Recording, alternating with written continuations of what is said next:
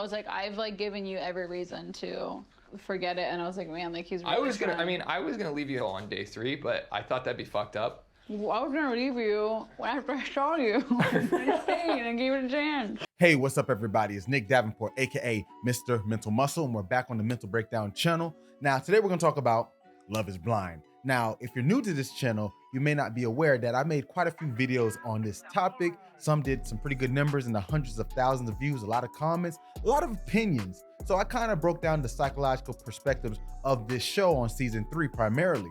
But unbeknownst to me that they had season 4 out.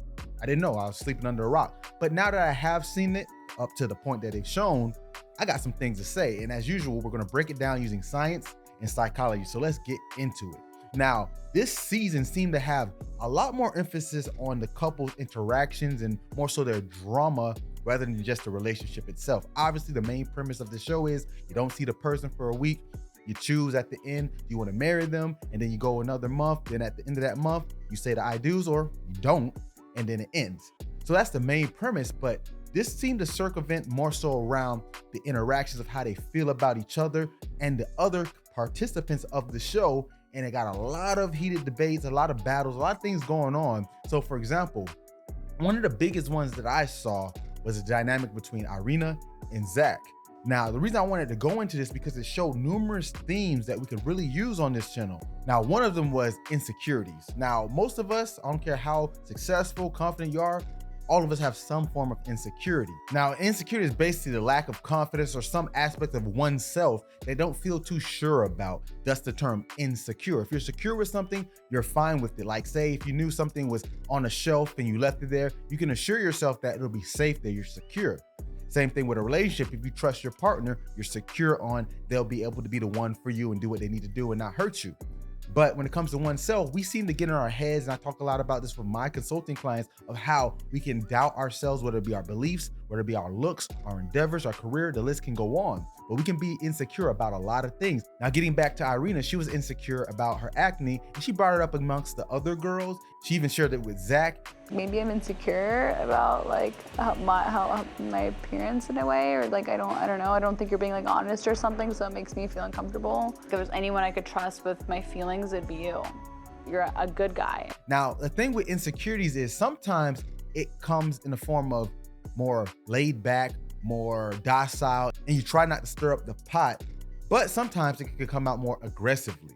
Now, I call this beating them to the punch. Now, I actually had a client one time, she was overweight, and the thing what she would do is she would beat you to the punch to acknowledge that being overweight. She would say things like, oh, you know, I'm a big girl, or you know how us big girls do. So no matter what conversation, even if we weren't even talking to her, she would find a way to fit it into someone's conversation or in their mind. So it's like she can take charge of it. Because remember, if you're insecure, you don't feel safe with something. So even if she didn't like that she was overweight or she was trying to change it, the fact is she could take charge of the situation and say, you know what, if I address it first, then they can address it. And sometimes people are not even going that route, but we get so unsure about ourselves, we feel we need to cover up what may not even be needed. So that's what Irina seemed to do, is beating people to the punch, but she did it more aggressively and outwardly, because once they would meet, you would see immediately that the chemistry wasn't there, at least on her behalf. I think that there's gonna be crazy chemistry when we see each other. Irina's a little nervous. Do I look like what you thought I looked like? I had no guesses of what you look like. Like he kind of felt that she was unsure and she didn't seem too interested physically, but she made it very apparent, because when she met him, one of the first things she would say is, I don't know why you look like a fictional character. You look like something out of like a cartoon. I know. Now, I don't care how close or how good you feel or comfortable you feel with someone, I don't think that's much of a compliment. Think about any cartoon character you can think of. They're probably not the best looking, and if they are good looking, it's still not really what it should be about. Remember, these people are about to get married. This is their first time seeing each other, and that's the best thing she could say. And then he would even go in for a kiss and she would turn away, once again trying to allude to she's not that physically attractive. This is so beautiful. Just a hug for now. I think it's a lot for me, so it's not. But thank you.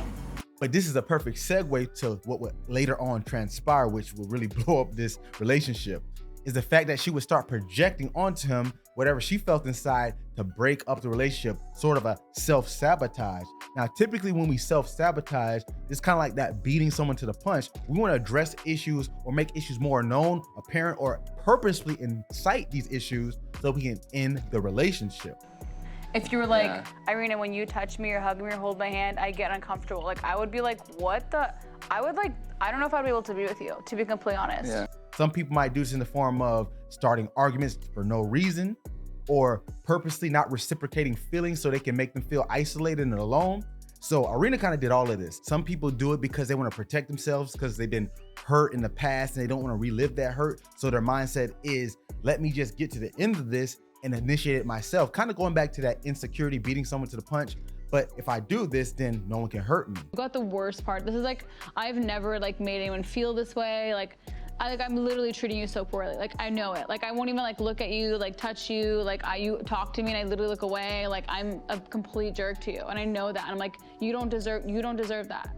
But some people also do it because they have high expectations. They want their partner to make a certain amount of money, be a certain height, look good, cook, whatever it may be. If they expect certain things and they feel like, you know what, if I'm not gonna get that, instead of just saying, no, you're inadequate to me, which sounds pretty bad, they'll project and do these things to ruin a relationship, which in the end still could hurt the person. But I guess it's an easier cop out, almost a form of gaslighting. So I'm gonna convince you and manipulate the situation so you can feel as if you're the wrong one or if you're inadequate. And if you don't know about that, check out the first video I did on Love is Blind, 8 signs of gaslighting from the Love is Blind 3 season reunion. But getting back to the point, Irina kept doing this and it eventually blew up towards the end of their relationship. And they would get in almost like a back and forth, playing the dozens, getting on each other's inadequacies because the relationship was long over. I was like, I've like given you every reason to forget it. And I was like, man, like he's really I was gonna leave you on day 3, but I thought that'd be fucked up. I was gonna leave you after I saw you and gave it a chance. But Zach, I guess, wrote it out because he was being idealistic that he made a decision and he seemed like he wanted to stand on this decision. But at the end of the day, it wasn't meant to be. She made that very apparent, very clear that she did not want to be in a relationship with Zach. So all in all, when you think about this in your relationships, have you ever self-sabotaged? Have you ever tried to beat someone to the punch and take away that insecurity by addressing yourself so it make you feel a little bit better? In the long run, you still felt bad because the confidence still wasn't there or the security in what you needed to do still didn't get fulfilled?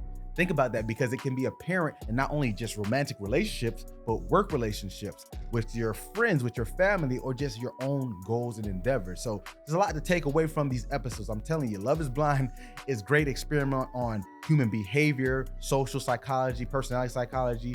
But the love part, I'm still yet to find it, but there'll definitely be more videos coming soon. So make sure you like, comment, and subscribe to the channel if you haven't already. And as always, thanks for tuning in and get your mind right.